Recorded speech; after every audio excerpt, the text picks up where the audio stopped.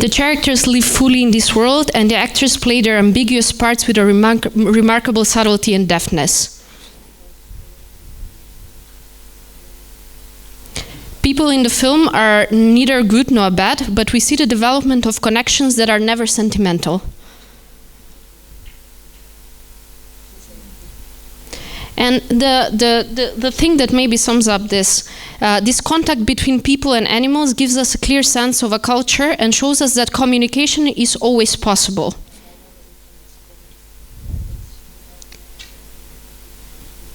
And as the young thief says, it's an art just holding a pigeon.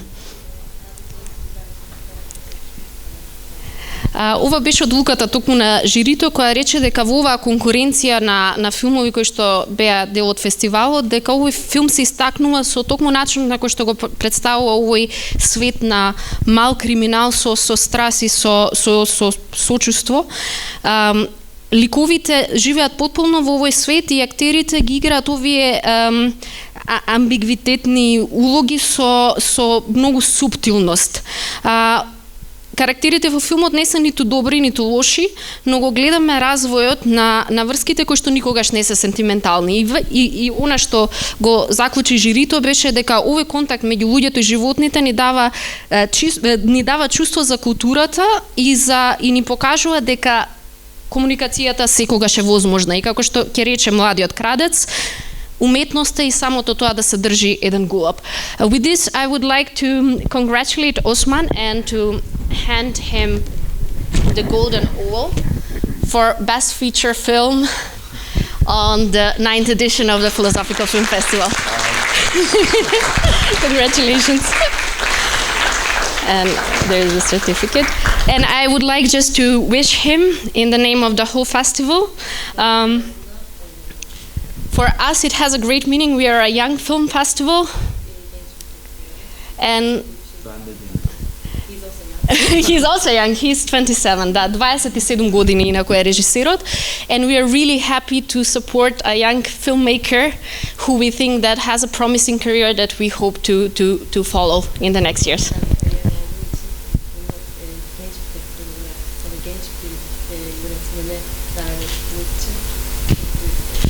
Thank you for coming. I will give the word now to. Okay, congratulations, Osman. I hope you will receive a lot of more awards. You told me that this film will live on. You have in many festivals also applied with these films, and I guess you will be invited in a lot of them. Една мала корекција во најавата рековме 10, но потоа ми кажа Осман дека 12 фестивали има до сега. На 12 фестивали е прикажан овој филм, а 9 награди има добиено. So 12 festivals so far and 9 awards. It's impressive. So I would like to start this conversation, and also I will invite the audience to join us in later, but asking you, of course, about how you choose this topic. How was you inspired to make this film? How was that process? How long did it last?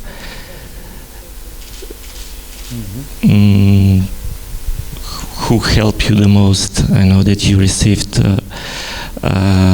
funding from Ministry of Culture of Turkey and National Television, TRT, but also, I guess, private donors or maybe private productions. And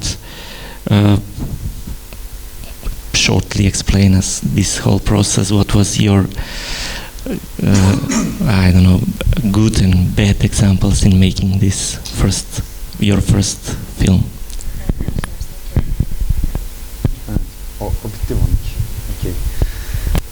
Good evening.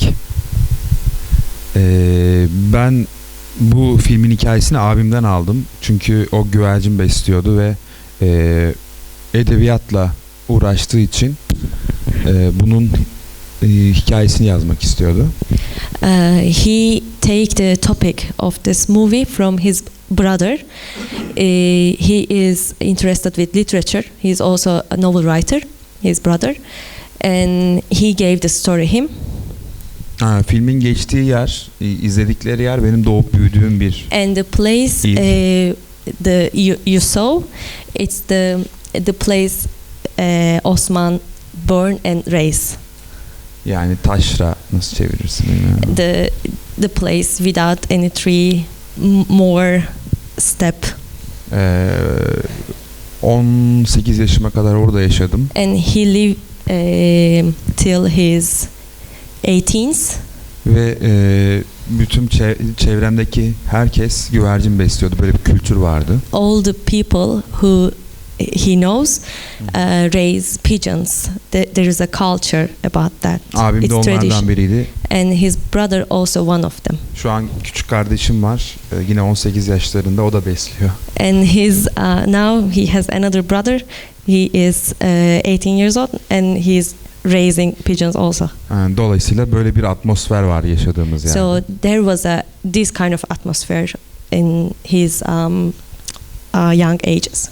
Sonra işte abim bunun hikayesini yazdı. Gerçekten işte birbirlerinin güvercinini çalan çocuklar var. O yaşadığı şekliyle bunu hikayeleştirdi. So his brother wrote the story. What happened really? It's really happening things. There were children who steal their like friends' pigeons. Sonra ben bu hikayeyi alıp nasıl bir senaryo yazabilirim onu düşündüm, araştırmalar yaptım.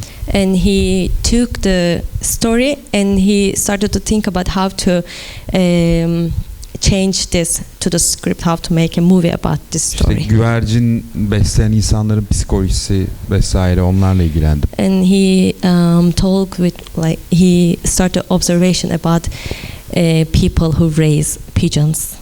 Mesela İncil'de geçen bir kıssa, bir hikaye okudum.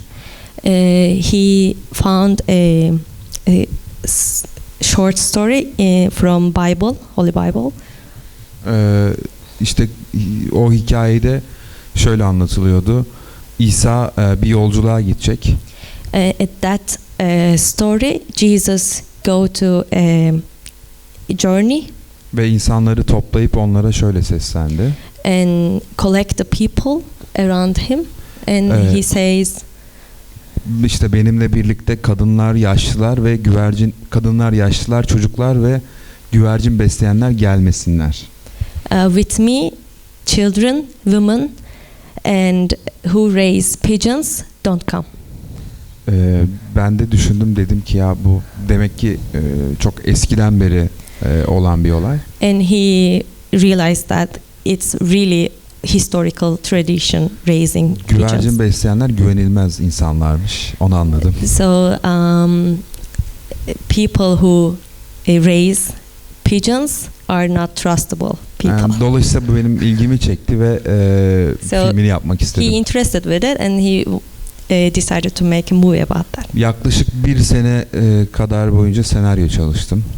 He studied the script for 1 year, about 1 year.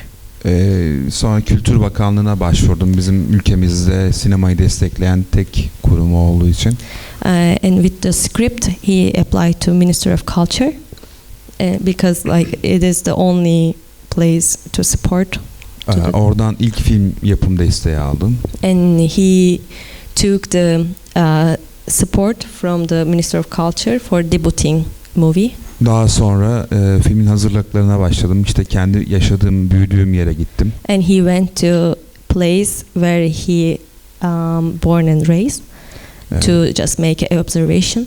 İşte oyuncuların oradan olmasını istiyordum. Yani dolayısıyla daha önce oyunculuk tecrübesi olmayan insanlarla çalışmam gerekiyordu. He wanted to be more natural at this movie, so the cast, the actors should be from there. So he wanted to find the people from there to make the movie. Filmde 3 tane oyuncu var. There are only 3 real cast. in the movie, Geri kalan herkes and the rest of them all from the village. yani from daha the önce town. kamera karşısına geçmemiş insanlar. All of them was like the first time in front of the camera. Dolayısıyla bir ön hazırlık gerekiyordu. So he needed really well pre-production. Yani işte 4 ay boyunca oyuncularla çalıştık, mekanlarda gezdik vesaire. For 4 months, he worked with actors and also the places. Hayvanlarla çalışacaktık. Bu da çok zorlu bir şey. He also needed to work with animals, so it's also really hard. Yani bir şekilde bitirdik işte filmi. At the end, it finished. Sonra festival süreci başladı. And then festival İşte process starts. önce büyük festivallere, önemli festivallere gönderdik. First, he sent really big festivals. Saraybosna Film Festivali'nde dünya premierini yaptık. World premiere was in Sarajevo Film Festival last year. Şimdi de buradayım. And now he's here. Bu kadar benim daha soru vesaire. He says that's it. This is one of the few films that Turkish Ministry of Culture is supporting, labeled as art house films, like with more artistic approach, and probably that opened the door for you for these festivals like Sarajevo and here in Macedonia and many others, because I can see that you insisted a lot on cinematographer's work, and it has a very good combination of that dusty urban peripheric landscapes or exteriors that are very good catched in with the camera, and reminded me when I watched that film of many good Turkish films, but also Balkan films, who are insisting a lot on good camera work. So can you explain us something? Was that your approach to have experienced cinematographer to catch that spirit of urban peripheries who are like suggesting some feeling of that social subjects that are treating here in this film?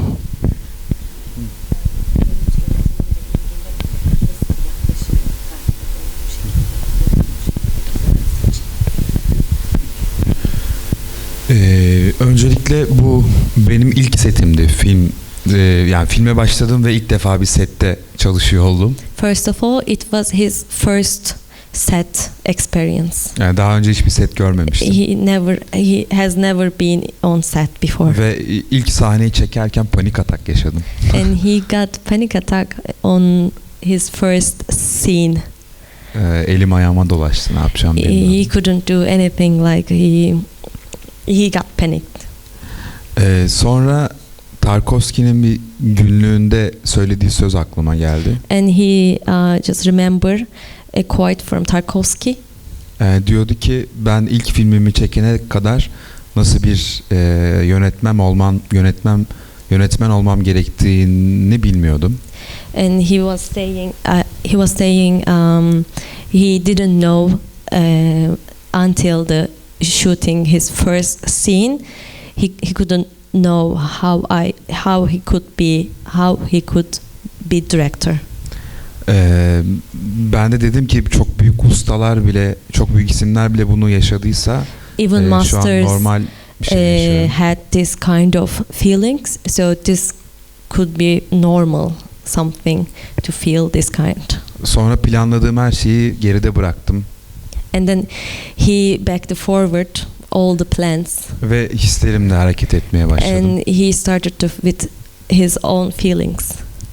İşte yardımcı yönetmene sahneyi kurduruyordum. Görüntü yönetmeni herkese bırakıyordum. Herkes her işi kendisi yapıyordu. He left Benden bağımsız yani. He left their like the cinematographer did his own job. The assistant director did his own job, so they were also independent.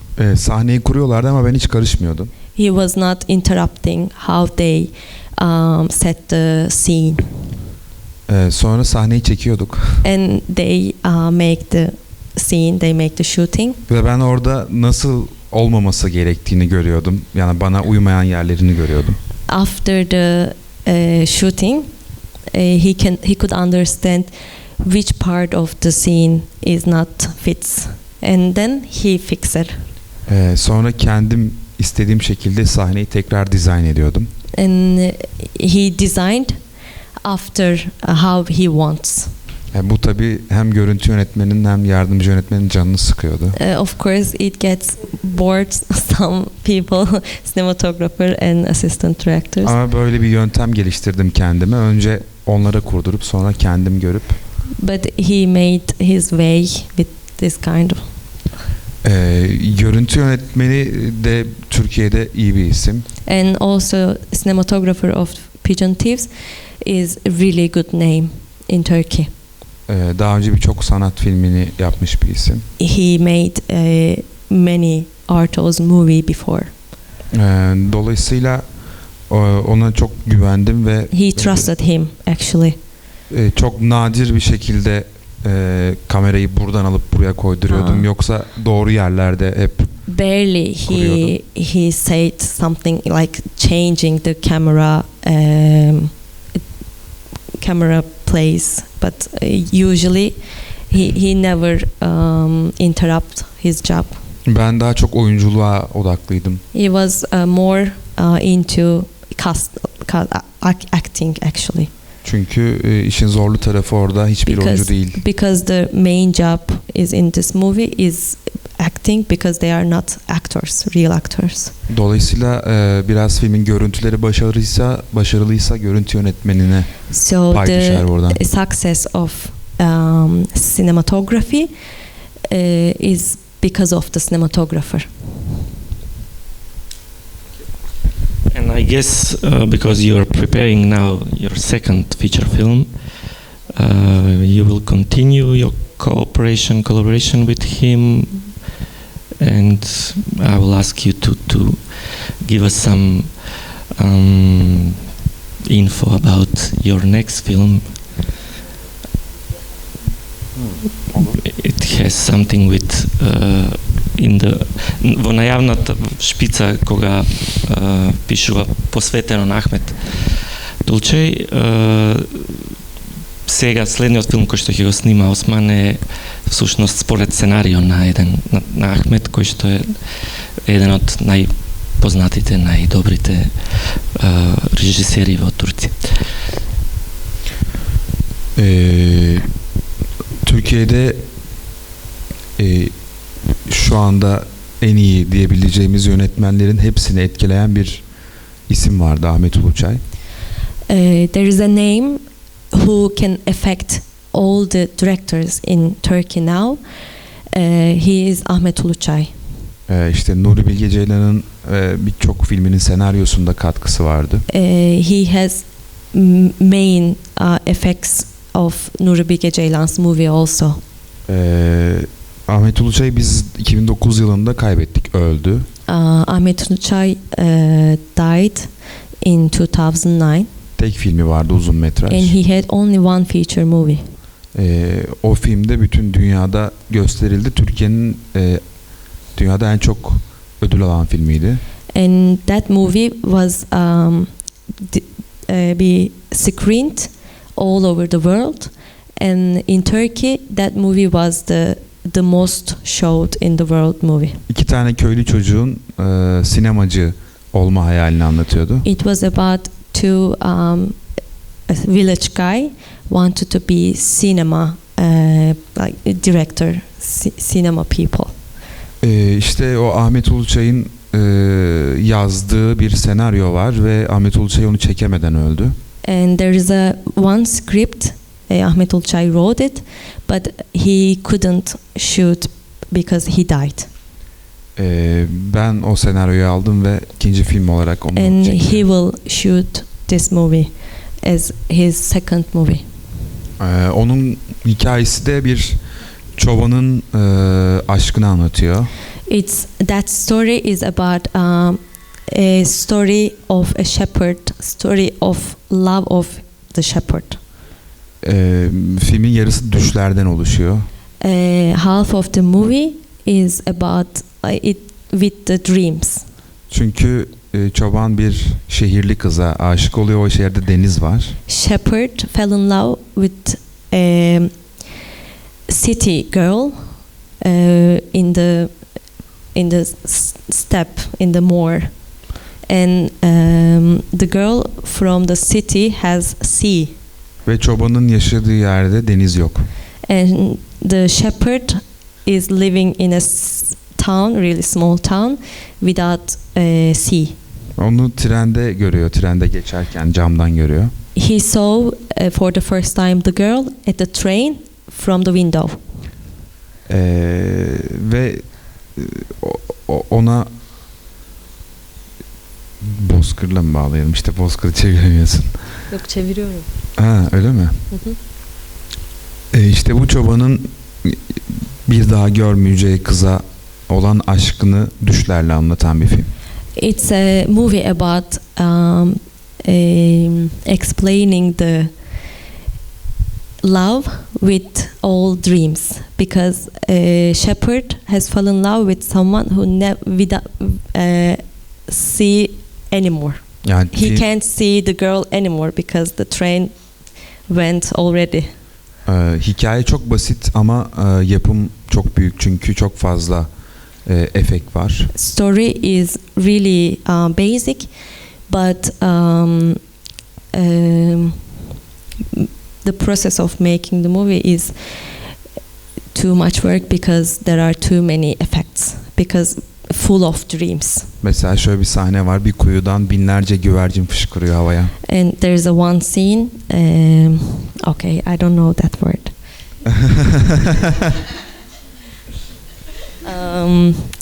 There's some hole with the water, you know, and yes, that one. And one scene, all the pigeons from the goes to the sky from that hole. Yes. İkinci film So hikayesi böyle. this is really hard to shoot. So there are a lot of post production work in the movie. Evet. That's it. Thank you. Значи, следниот филм на Осман ќе биде некој вид на магичен реализам, за разлика од овој кој што е многу реалистичен филм. И професорот Сидовски баш пред проекцијата искоментира дека е направен во духот на неореализмот, италијанскиот неореализам. Така да ќе видиме како ќе се снајде Осман во таа влога. Тука би ве поканил, ако сакате вие да поставите некој прашање или некој ваш коментар да дадете, да го искористиме присуството на Осман да дискутираме за... имаме микрофон, сега колегата ќе ви го даде. I will try to translate. You can ask it.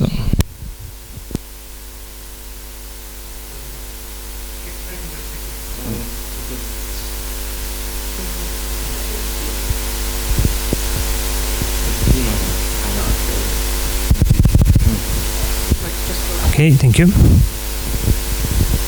So we saw in the film that one of the characters, the one that had the expensive pigeons, he wouldn't sell them, and also from the way he acted with his dog, he didn't really love animals. So I'm curious, because you said that you observed these people who keep pigeons. What do you think it is that they enjoy about it? What fascinates them about pigeons? Yani hayvanları çok seven insanlar değil ama yine onları güvercin besleme yapmasını istiyor.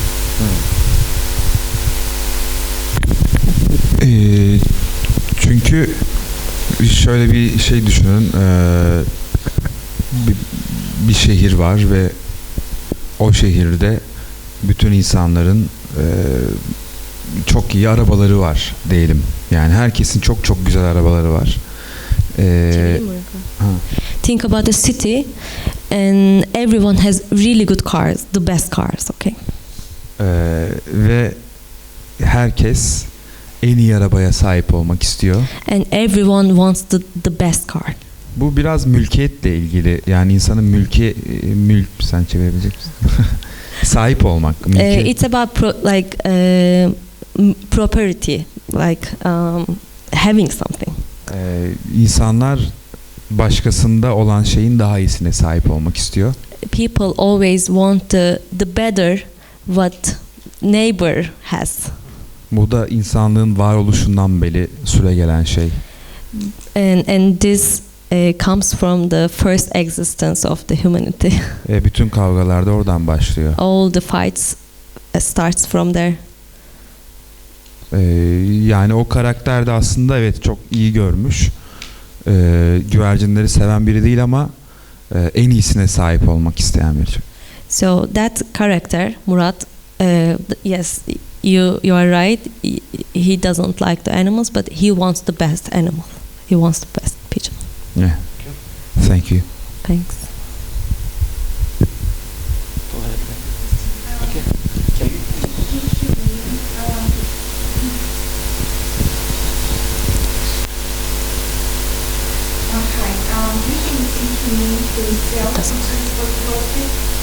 And what was the book which you were inspired by? Something you mentioned something about the Jesus in the Bible. Kimseden bahsetmiştim. Oradan mı bahsettim? Orada İslam'dan Evet, şey oldu zaten o kıssayı okuduktan sonra. After the reading that short story from the Bible. Demek ki dedim bunlar topluma çok adapte olamayan, toplumla birlikte yaşayamayan insanlar. He realized this kind of people, they can't adapt to the community easily. Ve dolayısıyla burada kurduğumuz atmosferde de devlet yok mesela. Because of this, there is no government, there is no something like that in this movie. There is no atmosphere like that. Kendi kuralları var. They have only their rules. Kendi cezaları var. And they have only their punishments. Ben de onların dünyasını biraz kurgusal anlamda göstermeye çalıştım. And he wanted to show their world as a fictional. Oldu mu? Cevaplayabildik mi? Sorsana. Cevap. Is it wrong? Is it correct? Dalia, okay. Thank you. Thank you. Thank you. Pogale. I would like to pose one question. Sen soracaksın. I am really interested in how you work with the children. Because I find it amazing, like how they act in the film. And how was this process of 4 months when you said that you were working with them and preparing them? And how did you find them? How long did it take you to find these two children, the bigger and the smaller one, Ismail? Nasıl buldun onları? Yani şöyle bulduk. Bizim bir cast sorumlumuz vardı. They had a cast director. Çocuk oyuncularla ilgili cast yapan, özel, spesifik o alanda cast yapan bir arkadaş. And he is only working with children as a casting. Onunla birlikte Yozgat'a gittik. And they went to Yozgat, this landscape, with him. Ve bütün okulları gezdik. And they visited all schools. Mesela Mahmut'u şöyle bulmuştuk. İşte bir sınıfa girdik. For example, they found Mahmut. They entered a class İşte anlattık, film çekeceğiz, burada oynamak isteyen olur mu diye. and they talked about the movie. Who wants to play in this movie? Herkes el kaldırdı. Everyone raised his hand. Mahmut da en arkada oturuyordu. And Mahmut was sitting in back. O el kaldırmadı. And he didn't raise the hand. Sonra işte öğretmen kendi kafasına göre sen gel falan diyordu. And the teacher, just for himself, took some students. Ben de- You come. Dedim ki yok, o arkadaş gelsin. And Osman said, no, this friend comes.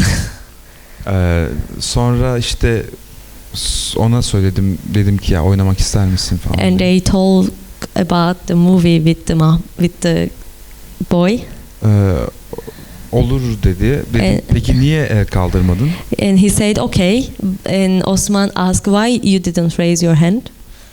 O da dedi ki ya hani duymuştum ben daha önce başka okulları da gezmişsiniz. Beni neden seçeceksiniz ki demiş. And he said, I heard about before you visit another schools and I thought why you will choose me.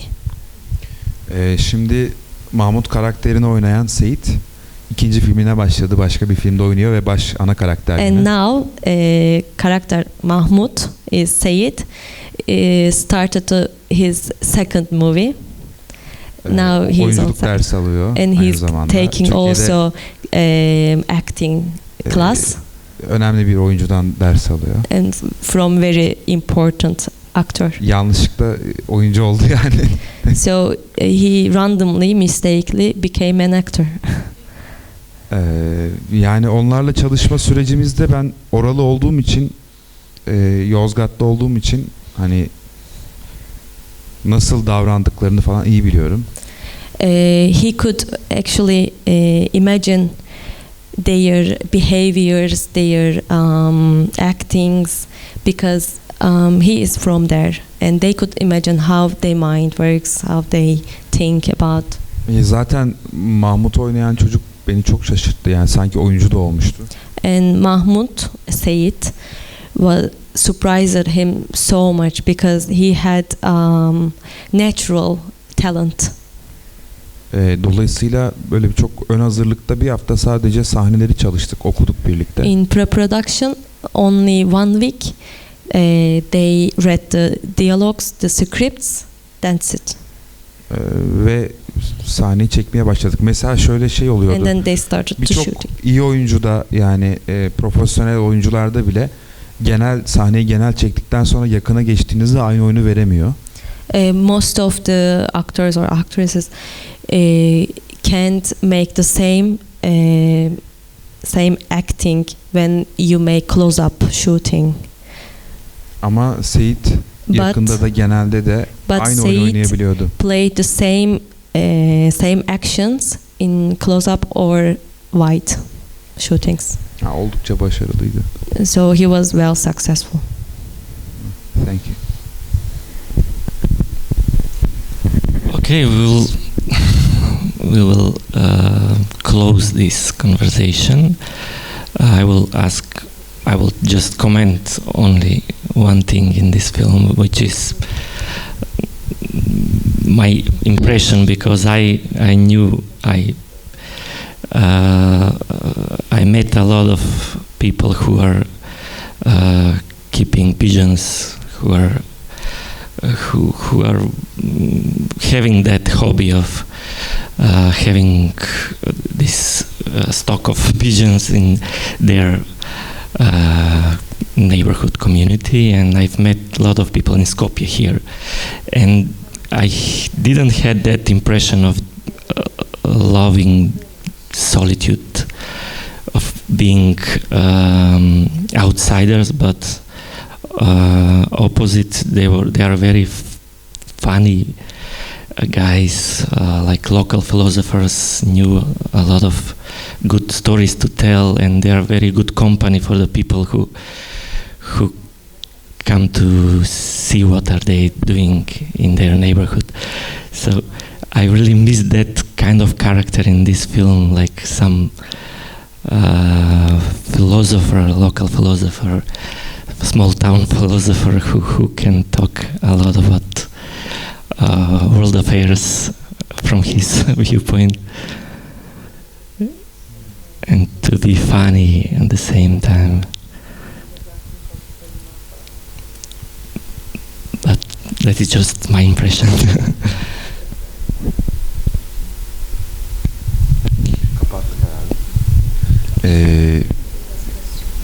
It's just comment, not a question. It's just an impression, just a comment, like. Okay. Ако сме окей, може веќе да завршуваме. Ако сакате и можете сега кога ќе излеземе надвор исто да поразговарате со режисерот и со Хаснап. Јас им благодарам за присуството овде што не почестија, дојдоа специјално за на проекцијата на овој филм, нели, како победници на овогодинешното издание на Филозофскиот филмски фестивал, и ќе ве поканам утре повторно овде во истото време за вториот победник на Филозофскиот филмски фестивал оваа година, бугарскиот Омнибус 8,5. Ви благодарам. Thank you. Thank you.